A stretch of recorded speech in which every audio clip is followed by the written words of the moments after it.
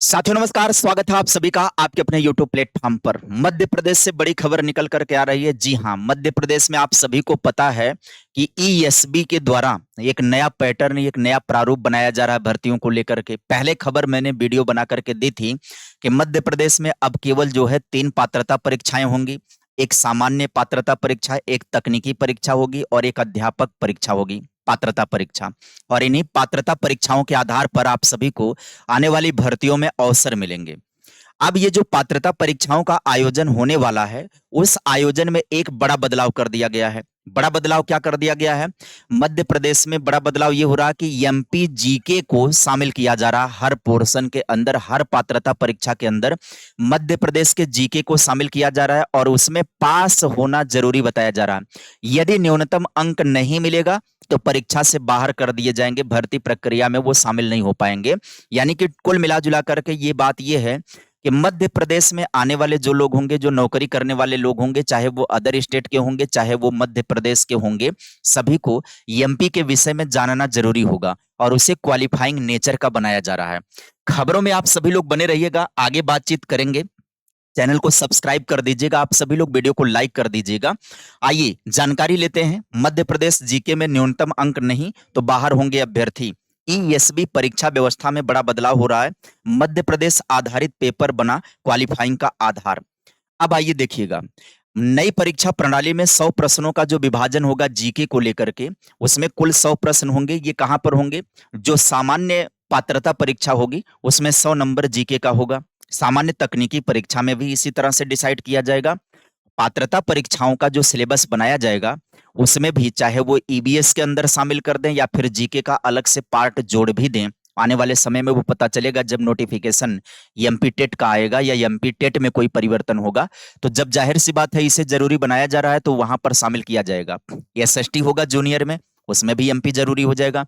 EBS होगा primary level पर, उसमें भी एमपी को जरूरी बना देगा। अब उसका अलग पार्ट बना करके उसे क्वालिफाइंग नेचर का बना ही दिया जाएगा। फिलहाल सामान्य परीक्षाओं की बात करें, जो सामान्य पात्रता परीक्षा है उसमें कुल 100 प्रश्न होंगे।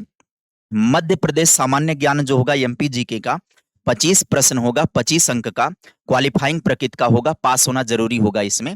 और सामान्य ज्ञान सहित अन्य टॉपिक में 75 प्रश्न होंगे, जिसमें अन्य विषयों में कितने भी अच्छे अंक हों, मध्य प्रदेश जीके में अगर फेल हैं तो भर्ती प्रक्रिया से बाहर हो जाएंगे। प्रश्न पत्र का एक भाग सिर्फ मध्य प्रदेश पर आधारित होगा, जिसमें प्रश्नों की संख्या 25 अंक का होगा। अब बाकी ये जो 100 अंक की बात की जा रही है, ये सामान्य पात्रता परीक्षा के लिए है। वहीं पर अगर शिक्षक पात्रता परीक्षा की बात किया जाए तो उसमें भी हो सकता है कि किसी तरीके से वो काट छांट करके 25 प्रश्नों का कुछ ना कुछ पोर्शन वो शामिल करवाएंगे, जिसमें मध्य प्रदेश के बारे में अवगत होना जरूरी होगा। यहां पर सामान्य वर्ग के लिए कहा गया कि न्यूनतम जो अंक होगा 10 अंक होगा 25 में से। वहां पर आरक्षित वर्ग जो होगा मध्य प्रदेश का, एससी एसटी ओबीसी, उसे 8 नंबर लेना जरूरी होगा। और बाहरी राज्य वाले जो होंगे उन्हें 10 नंबर क्वालिफाई के लिए लेना पड़ेगा, क्योंकि अदर स्टेट किस में जाते हैं? अदर स्टेट वाले अगर किसी दूसरे राज्य में जाते हैं तो उन्हें 10 नंबर यानी कि सामान्य वर्ग के अंदर वो शामिल किए जाते हैं। निर्धारित न्यूनतम अंक हासिल नहीं कर पाने वाला अभ्यर्थी जो है वो परीक्षा में अयोग्य माना जाएगा, उसे आगे की प्रक्रिया में शामिल नहीं किया जाएगा। नई व्यवस्था में बाहरी राज्यों के उम्मीदवारों के लिए अलग से प्रावधान है। एमपी जीके के पेपर में कम से कम 10 अंक, इसके बाद ही उनकी मेरिट और अन्य विषयों के अंकों का विचार किया जाएगा।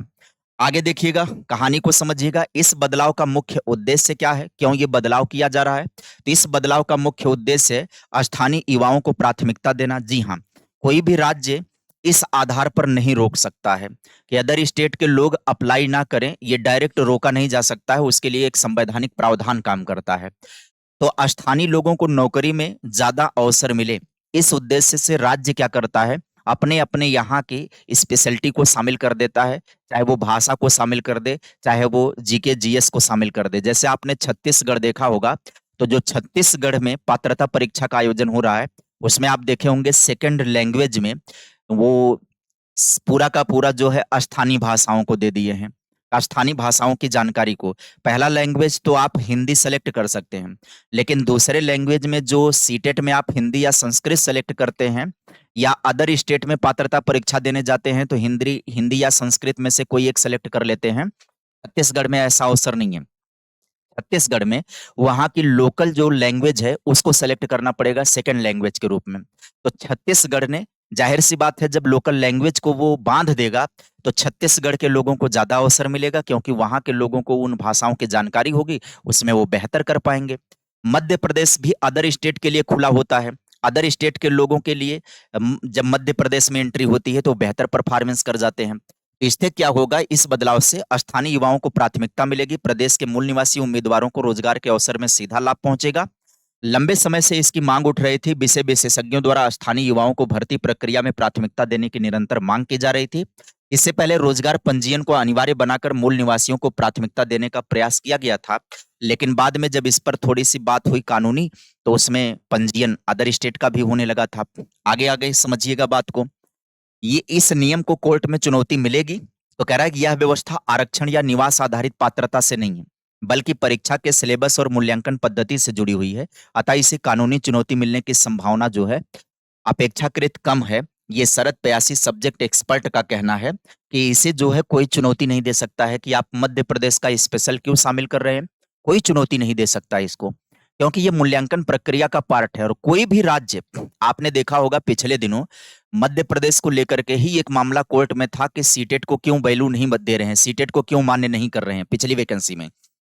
तो कोर्ट का निर्णय क्या आया था कि राज्य के ऊपर निर्भर करता है, वो चाहे तो सीटेट को वैल्यू दे, सीटेट को वहां पर लागू करने की इजाजत दे, या चाहे तो वह अपने यहाँ की पात्रता परीक्षा को ही तवज्जो दे। ये तो राज्य के ऊपर निर्भर करता है। तो उसी कड़ी में एमपी टेट जरूरी हो गया था, सीटेट वहां के लिए जरूरी नहीं है। राजस्थान में भी आप देखिएगा कि बिना रेट के भर्ती नहीं शामिल हो सकते हैं। केवल उत्तर प्रदेश और बिहार ऐसे राज्य हैं जहां पर आप सीटेट के दम पर भर्ती में शामिल हो सकते हैं।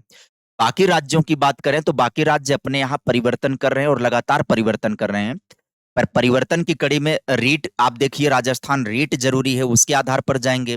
छत्तीसगढ़ में आप देखिएगा लोगों को रोकने के लिए, स्थानीय लोगों को अवसर देने के लिए सेकंड लैंग्वेज अपने यहाँ की उन्होंने रख दिया है कि सेकंड लैंग्वेज का चयन आप वही करेंगे।